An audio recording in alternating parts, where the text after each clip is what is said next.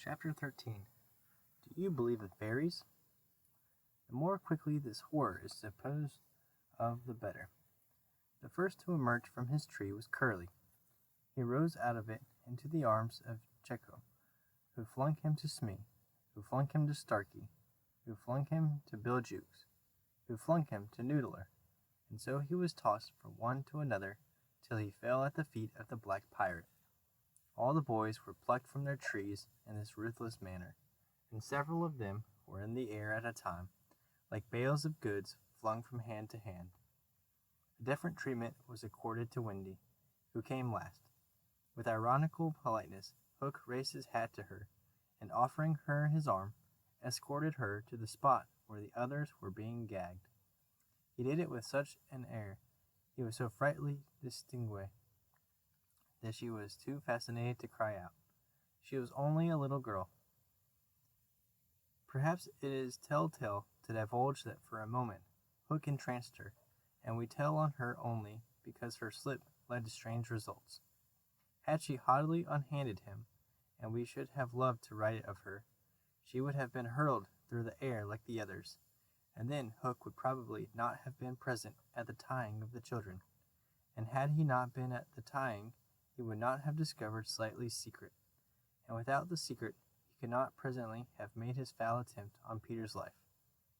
They were tied to prevent their flying away, doubled up with their knees close to their ears, and for this job the black pirate had cut a rope into 9 equal pieces.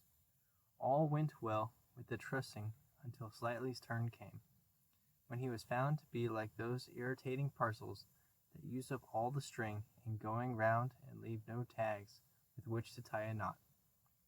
The pirates kicked him in their rage, just as you kick the parcel, though in fairness you should kick the string. And strange to say, it was Hook who told them to belay their violence.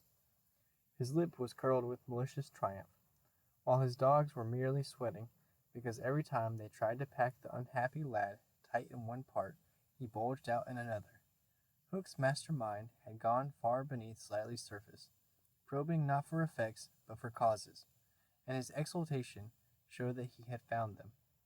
Slightly, white to the gills, knew that Hook had surprised his secret, which was this, that no boy so blown out could use a tree wherein an average man need stick.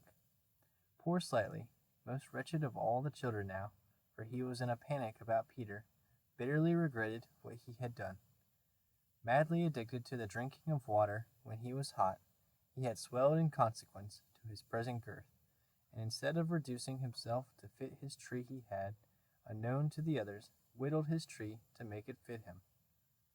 Sufficient of this, Hook guessed to persuade him that Peter at last lay at his mercy, but no word of the dark design that now formed in the subterranean caverns of his mind crossed his lips.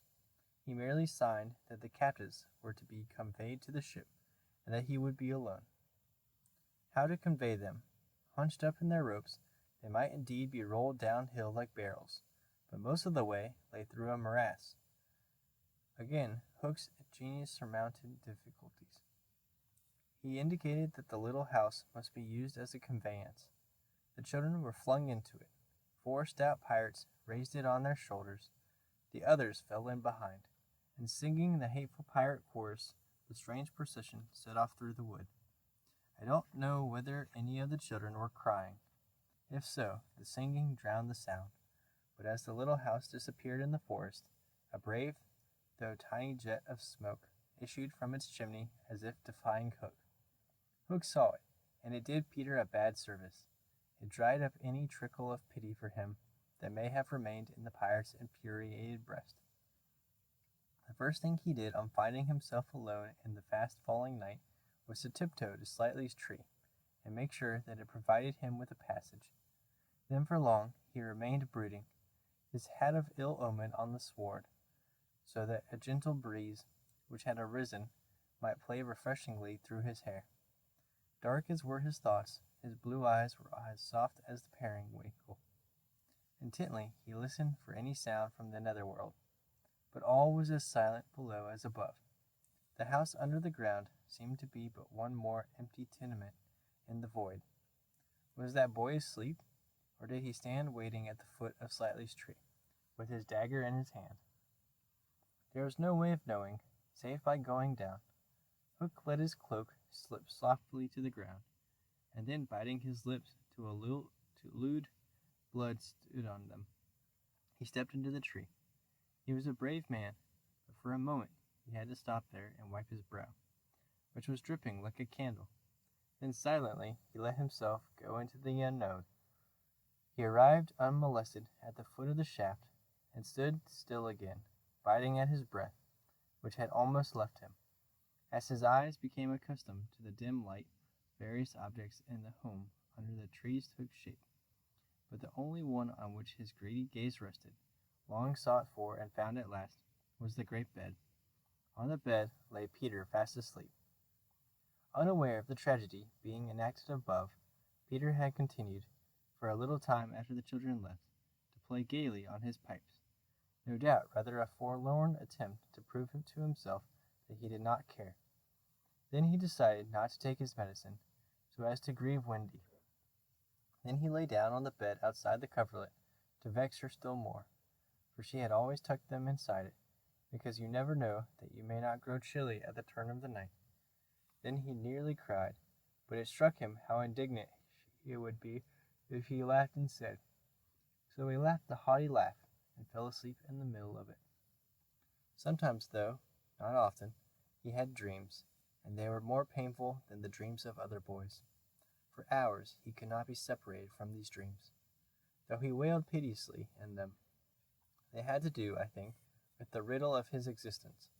At such times it had been Wendy's custom to take him out of bed and sit with him on her lap, soothing him in dear ways of her own invention, and when he grew calmer, to put him back to bed before he quite woke up, so that he should not know of the indignity to which she had subjected him. But on this occasion he had fallen at once into a dreamless sleep.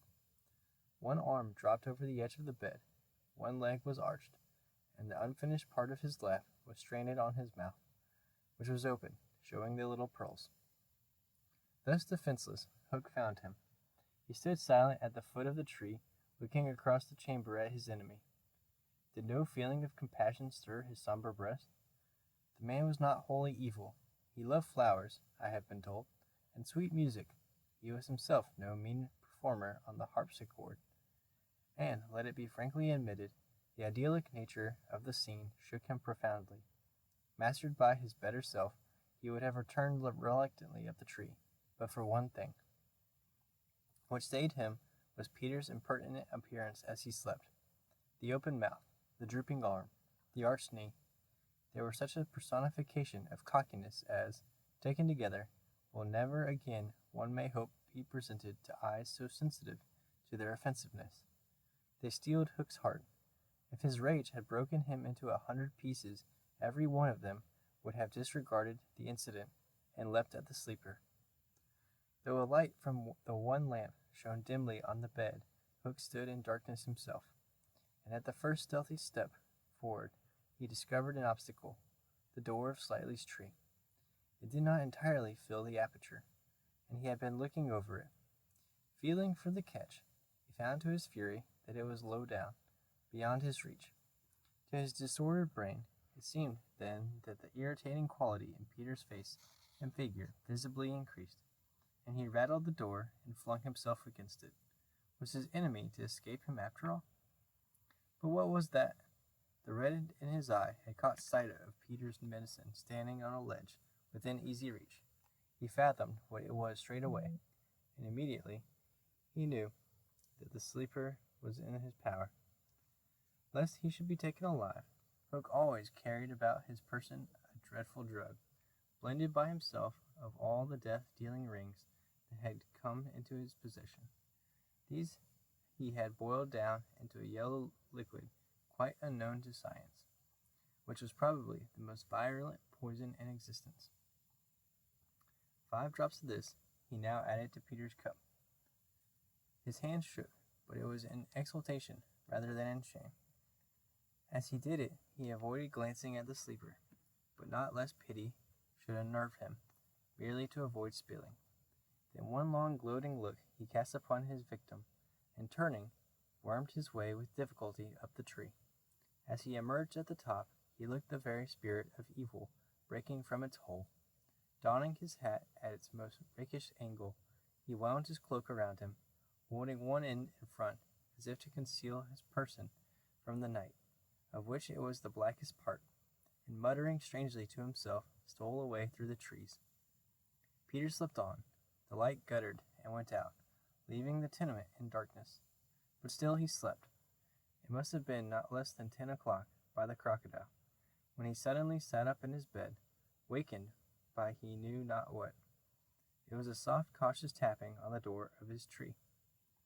Soft and cautious, but in that stillness it was sinister. Peter felt for his dagger till his hand gripped it. Then he spoke. "Who is that?" For long there was no answer. Then again the knock. "Who are you?" No answer. He was thrilled, and he loved being thrilled. In 2 strides he reached his door. Unlike Slyly's door, it filled the aperture, so that he could not see beyond it. Nor could the one knocking see him. "I won't open unless you speak," Peter cried. Then at last the visitor spoke, in a lovely bell-like voice. "Let me in, Peter." It was Tink, and quickly he unbarred to her. She flew in excitedly, her face flushed and her dress stained with mud. "What is it?" "Oh, you could never guess," she cried, and offered him 3 guesses. "Out with it," he shouted, and in one ungrammatical sentence, as long as the ribbons conjurers pull from their mouths, she told of the capture of Wendy and the boys. Peter's heart bobbed up and down as he listened. Wendy bound, and on the pirate ship, she who loved everything to be just so. "I'll rescue her," he cried, leaping at his weapons. As he leapt, he thought of something he could do to please her. He could take his medicine. His hand closed on the fatal draught. "No," shrieked Tinker Bell, who had heard Hook muttering about his deed as he sped through the forest. "Why not? It is poisoned." "Poisoned? Who could have poisoned it?" "Hook." "Don't be silly. How could Hook have got down here?" Alas, Tinker Bell could not explain this, for even she did not know the dark secret of Slightly's tree. Nevertheless, Hook's words had left no room for doubt. The cup was poisoned. "Besides," said Peter, quite believing himself, "I never fell asleep." He raised the cup. No time for words now, time for deeds, and with one of her lightning movements, Tink got between his lips and the draught and drained it to the dregs. "Why, Tink, how dare you drink my medicine?" But she did not answer. Already she was reeling in the air. "What is the matter with you?" cried Peter, suddenly afraid. "It was poison, Peter," she told him softly, "and now I am going to be dead." "Oh, Tink, did you drink it to save me?" "Yes." "But why, Tink?" Her wings would scarcely carry her now, but in reply she alighted on his shoulder and gave his nose a loving bite. She whispered in his ear, "You silly ass," and then, tottering to her chamber, lay down on the bed. His head almost filled the 4th wall of her little room as he knelt near her in distress. Every moment her light was growing fainter, and he knew that if it went out she would be no more. She liked his tears so much that she put out her beautiful finger and let them run over it.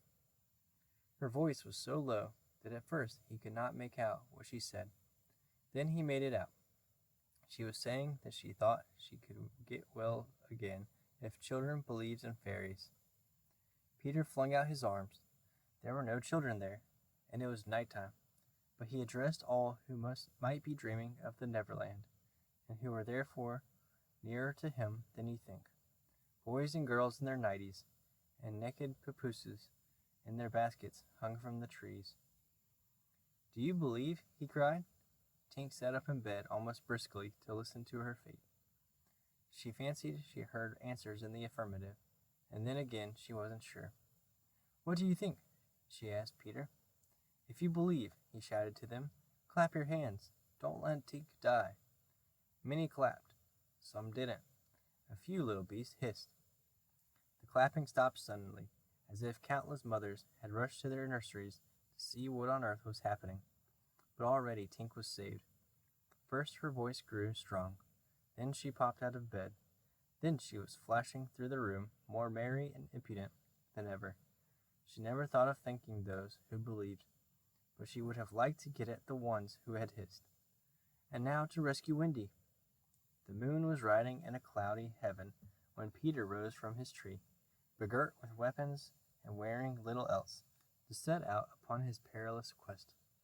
It was not such a night as he would have chosen. He had hoped to fly, keeping not far from the ground, so that nothing unwanted should escape his eyes, but in that fitful light to have flown low would have meant trailing his shadow through the trees, thus disturbing the birds and acquainting a watchful foe that he was astir. He regretted now that he had given the birds of the island such strange names that they are very wild and difficult of approach. There was no other course but to press forward in redskin fashion, at which happily he was an adept. But in what direction? For he could not be sure that the children had been taken to the ship. A slight fall of snow had obliterated all footmarks, and a deathly silence pervaded the island, as if for a space nature stood still in horror of the recent carnage. He had taught the children something of the forest lore that he had himself learned from Tiger Lily and Tinker Bell, and knew that in their dire hour they were not likely to forget it. Slightly, if he had an opportunity, would blaze the trees, for instance. Curly would drop seeds, and Wendy would leave her handkerchief at some important place. But morning was needed to search for such guidance, and he could not wait. The upper world had called him, but would give him no help. The crocodile passed him, but not another living thing, not a sound, not a movement, and yet he knew well that sudden death might be at the next tree, or stalking him from behind. He swore this terrible oath, hook or me this time. Now he crawled forward like a snake, and again, erect, he darted across a space on which the moonlight played, one finger on his lip, and his dagger at the ready. He was frightfully happy.